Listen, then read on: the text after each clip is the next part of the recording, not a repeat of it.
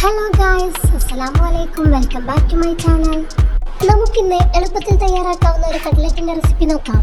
അതിനായി ഞാനിവിടെ 2 medium size വലിപ്പത്തിലുള്ള സവാള നീളത്തിലരിഞ്ഞത്, 3 പച്ചമുളക് വട്ടത്തിലരിഞ്ഞത്, ഒരു 4-5 കറിവേപ്പിലയുടെ അല്ലി, പിന്നെ ആഫ്രിക്കൻ മല്ലിയില, ഫ്രൈ ചെയ്തെടുത്ത ബോൺലെസ് ചിക്കൻ, ഇഞ്ചി വെളുത്തുള്ളി പേസ്റ്റ്.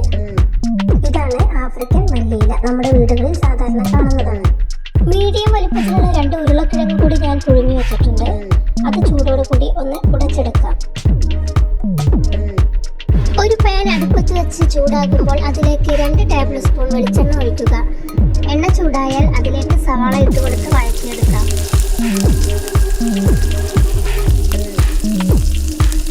അര ടീസ്പൂൺ ഉപ്പ് കൂടി ചേർത്ത് സവാള വഴറ്റിയെടുക്കാം. സവാള കളർ മാറി വരുമ്പോൾ നമുക്ക് 1 ടീസ്പൂൺ ഇഞ്ചി വെളുത്തുള്ളി പേസ്റ്റ് ചേർക്കാം. മുളക്, മല്ലിയില, കറിവേപ്പില ഇവ കൂടി ചേർത്ത് നന്നായി വഴറ്റിയെടുക്കാം. ഇനി ചിക്കൻ നമുക്ക് കൈകൊണ്ട് തന്നെ നന്നായിട്ടൊന്ന് പൊടിച്ച് ചേർത്ത് കൊടുക്കാം. 1 ടീസ്പൂൺ ഗരം മസാലയും 1 നുള്ളു മഞ്ഞൾപ്പൊടിയും കൂടി ചേർത്ത് കൊടുക്കാം. ശേഷം നമുക്ക് ഉരുളക്കിഴങ്ങ് ഉടച്ചെടുത്തത് ചേർക്കാം. ഇനി നന്നായി ഒന്ന് മിക്സ് ചെയ്ത് നമുക്ക് സ്റ്റൗ ഓഫ് ചെയ്യാം. കൈവെള്ളയിൽ ഒരൽപ്പം എണ്ണ തടവി നമുക്ക് ചെറിയ ഉരുളകളാക്കി എടുത്ത് പരത്തിയെടുക്കാം. മുഴുവനായും പരത്തിയെടുത്തിട്ടുണ്ട്. ഒരു 4 ബ്രെഡിന്റെ പീസ് ചെറിയ കഷ്ണങ്ങളാക്കി മിക്സിയിലെ ജാറിലിട്ട് നമുക്കൊന്ന് പൊടിച്ചെടുക്കാം.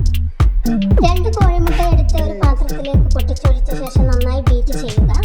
സ്പൂണോ ഫോർക്കോ ഉപയോഗിച്ച് ബീറ്റ് ചെയ്യാവുന്നതാണ്. ഒരു പാൻ അടുപ്പത്ത് വെച്ച് ഫ്രൈ ചെയ്യാൻ ആവശ്യമായ എണ്ണ ഒഴിക്കുക. എണ്ണ ചൂടാകുമ്പോൾ നമ്മൾ പരത്തി വെച്ച ഓരോ കൂട്ടും ആദ്യം മുട്ടയുടെ മിക്സിലും പിന്നീട് ബ്രെഡ് സ്ക്രംബിലും മുക്കിയിട്ട് എണ്ണയിലേക്കിട്ട് പൊരിച്ചെടുക്കാം.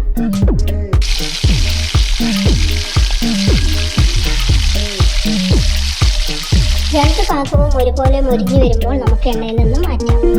നല്ല ടേസ്റ്റി ആയിട്ടുള്ള കട്ട്ലറ്റ് റെഡി ആയിട്ടുണ്ട്. നിങ്ങളും ഇതുപോലെ ഉണ്ടാക്കി നോക്കി